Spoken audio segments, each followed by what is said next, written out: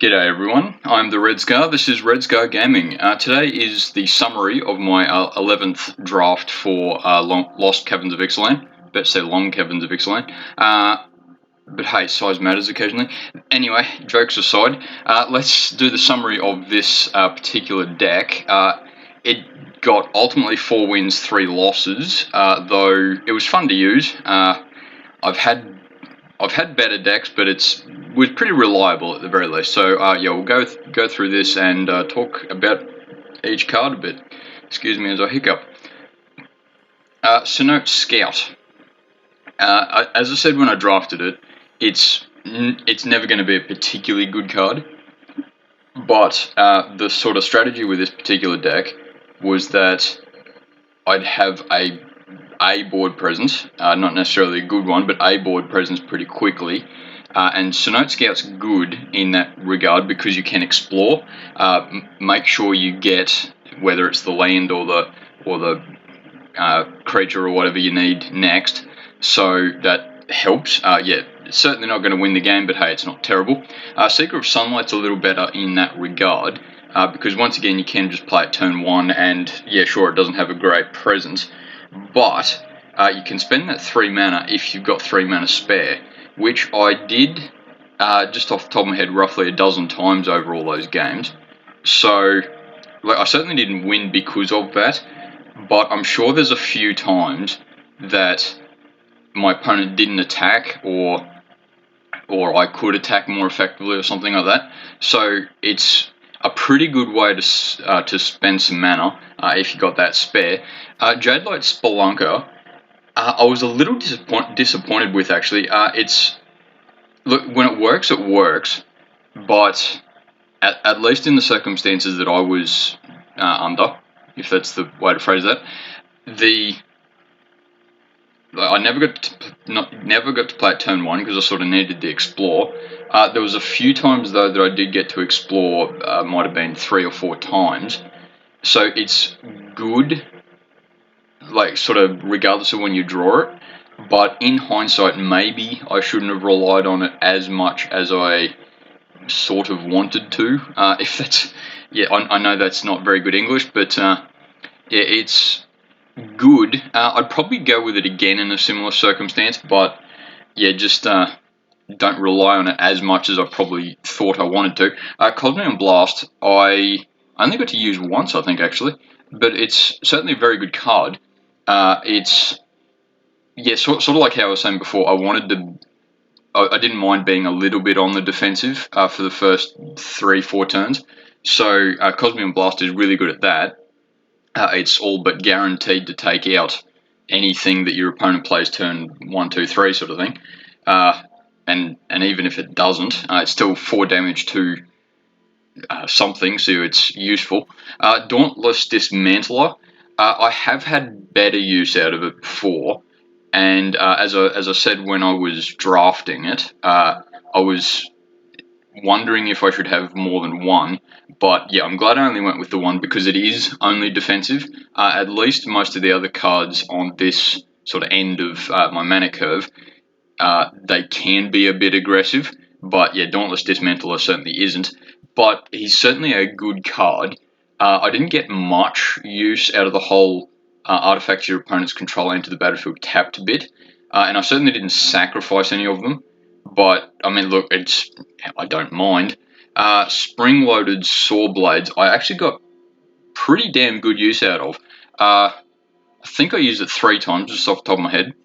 The few times that I did use it didn't exactly win me the game that turn, but it slowed my opponent down enough that I was able to contribute. My board presence was able to contribute pretty well.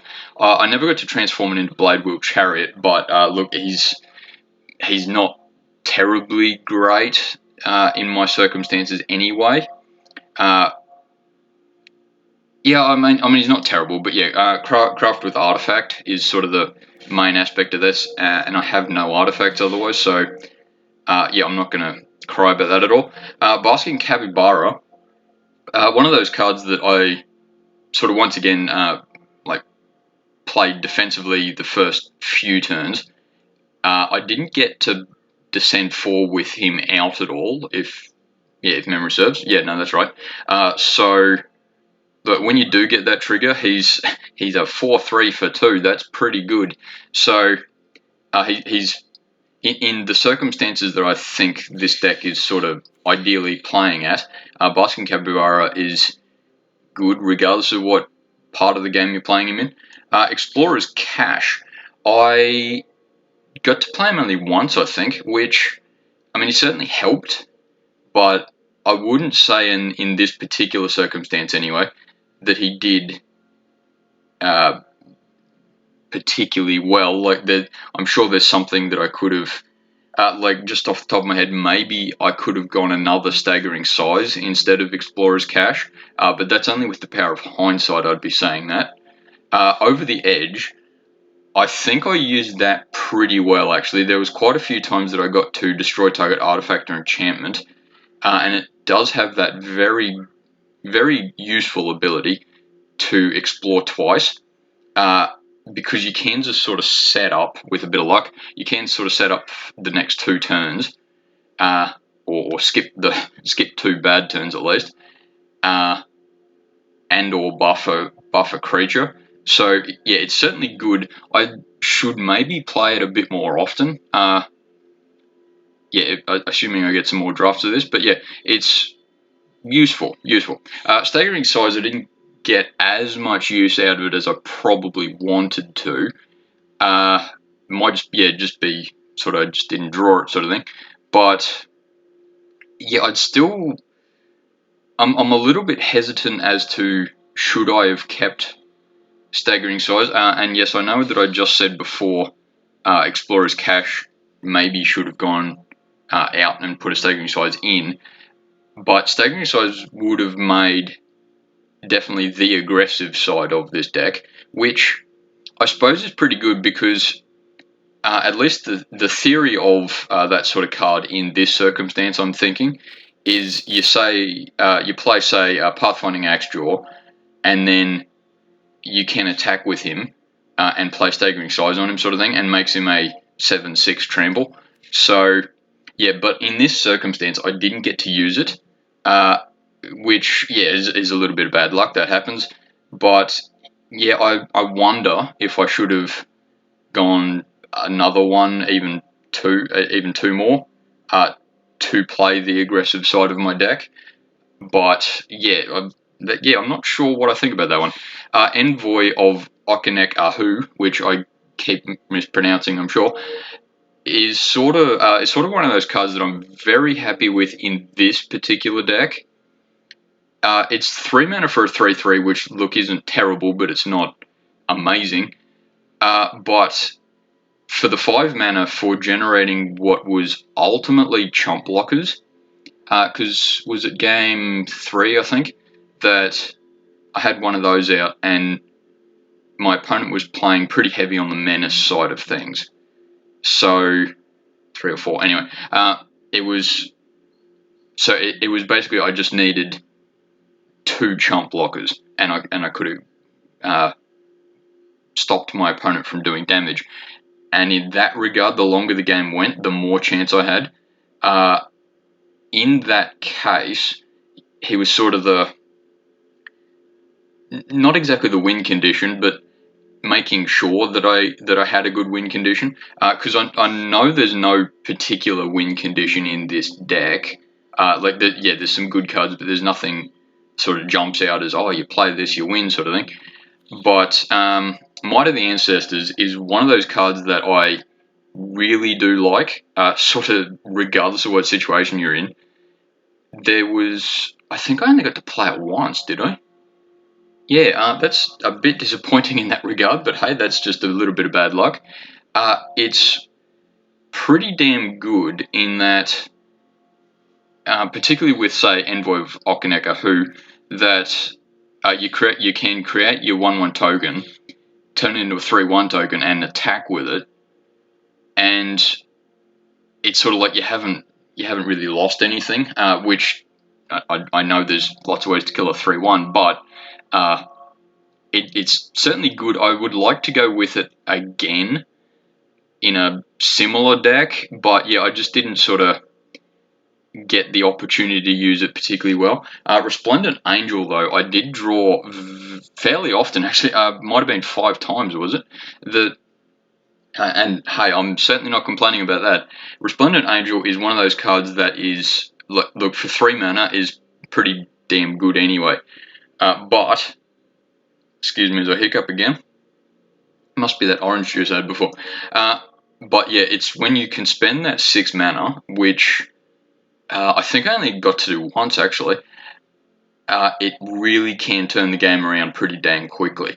And because I was running it in this sort of deck, which wants the game to go a bit long and to have that mana out to spend on the likes of Resplendent Angel, it worked pretty damn well. It probably could have worked a bit better had I, just off the top of my head, say more Cosmium Blast or a bit more defensive cards. That could have been my sort of one attacking card. But yeah, you got to be a little bit careful playing Control and Resplendent Angel.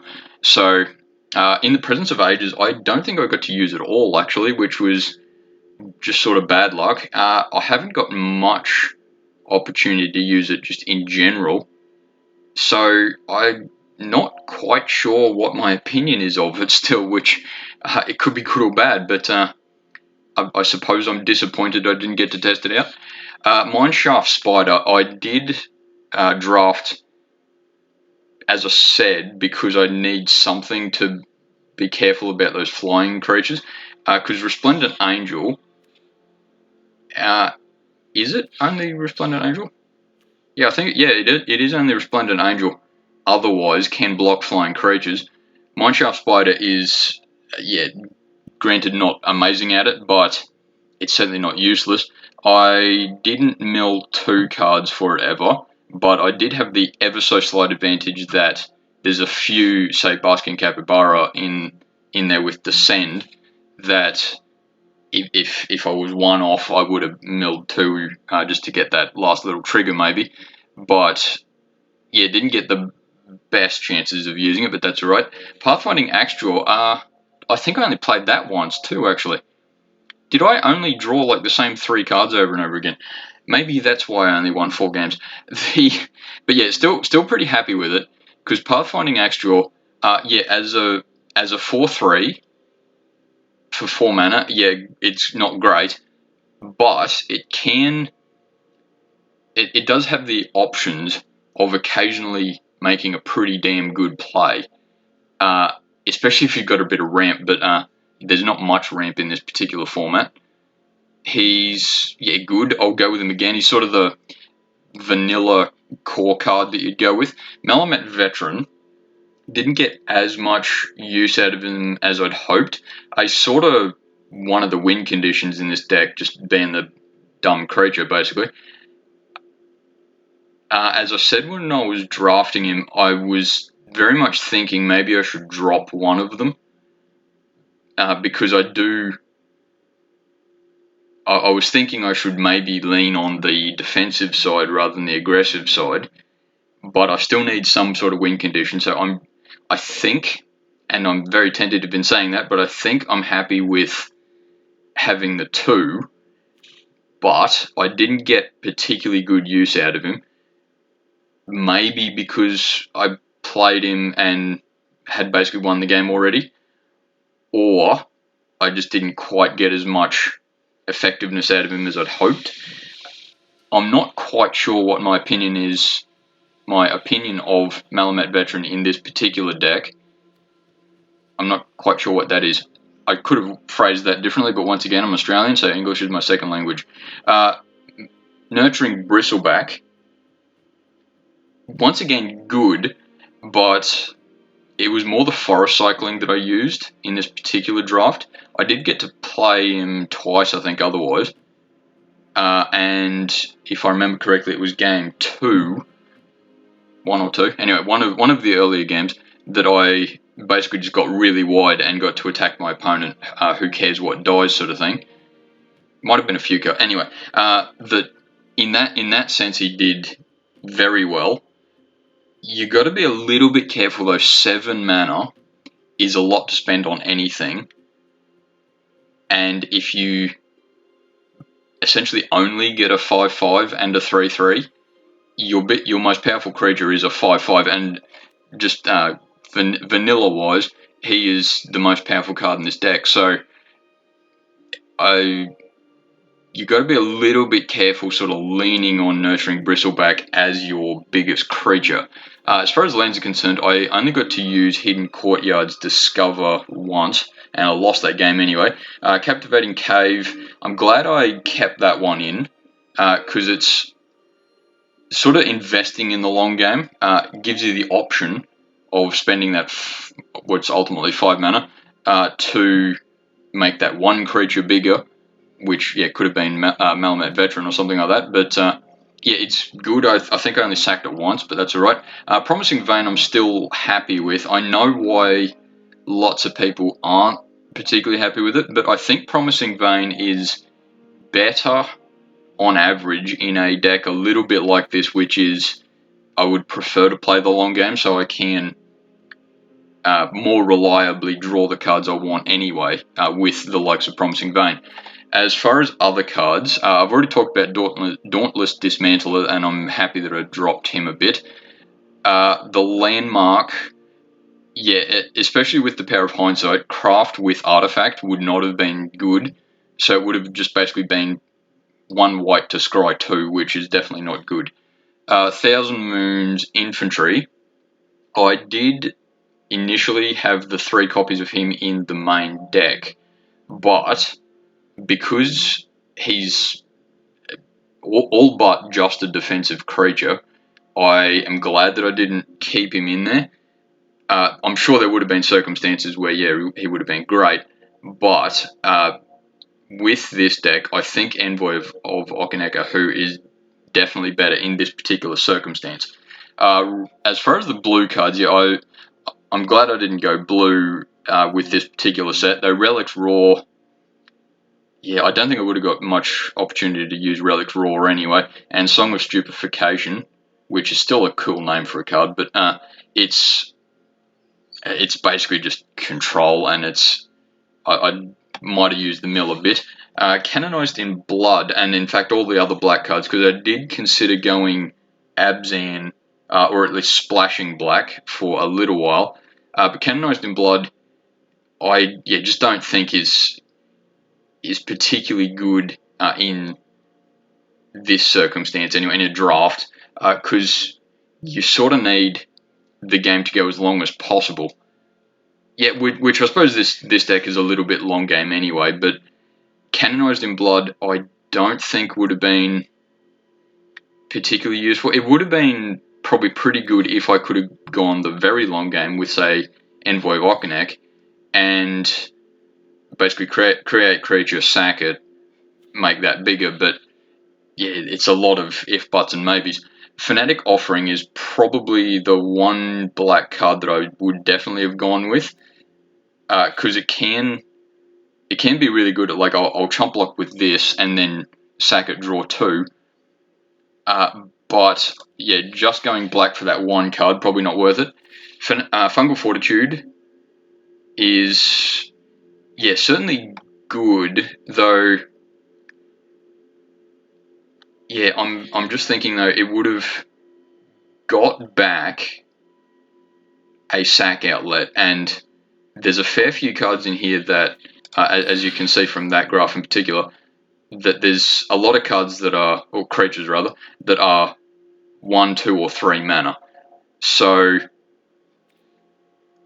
I suppose there's a lot that are 4, 5, 6 as well, but I can't really think of any particular opportunity that would have been a particularly good card to play. Once again, I would have had to splash black though. Skullcap Snarl, good in the right circumstances, but not for this deck. Deep Goblin Skull Taker might be a card to play, because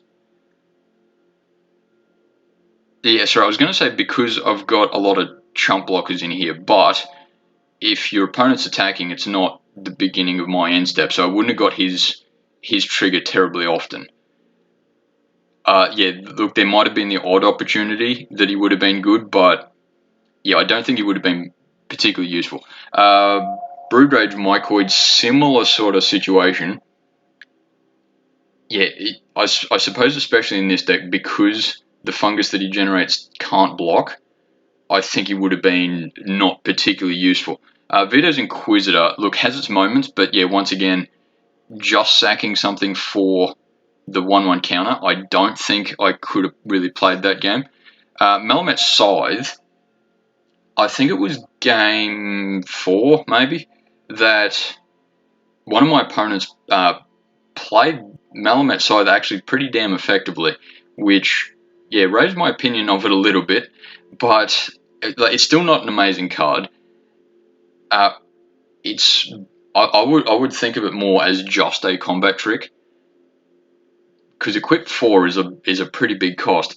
But yeah, look, it worked in game 4 for my opponent. I'm assuming it's game 4. I forget which game it was, but yeah, he did it very well and won because of that. River Herald Guide. I do like that card, and yeah, I still agree with what I said though when I was drafting it. If it was a 2/2, I probably would have gone with it. But as a 3/1, it's a little dangerous for me because like 1 dies to pretty much anything. Even if it gets the 1/1 token for exploring, it's a 4/2, and it's a little bit. I'm sure there would have been a circumstance or two where it would have worked. Maybe I could have. Well, excuse me. Geez, I'm hiccuping a lot. Yeah, maybe I could have had it in instead of in Presence of Ages, but I didn't draw in Presence of Ages anyway, so I suppose I wouldn't have drawn River Herald Guide. So I'm not unhappy with my choice there, but it's a bit of a maybe.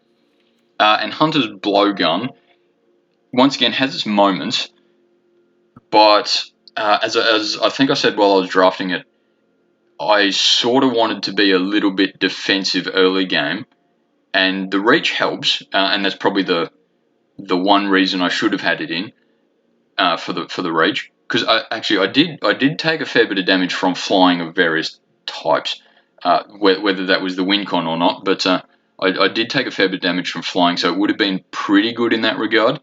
Though I've got to keep in mind that it does cost 2 to equip, and if I'm all but sacking a creature to block, I don't really want to just pay 2 every time.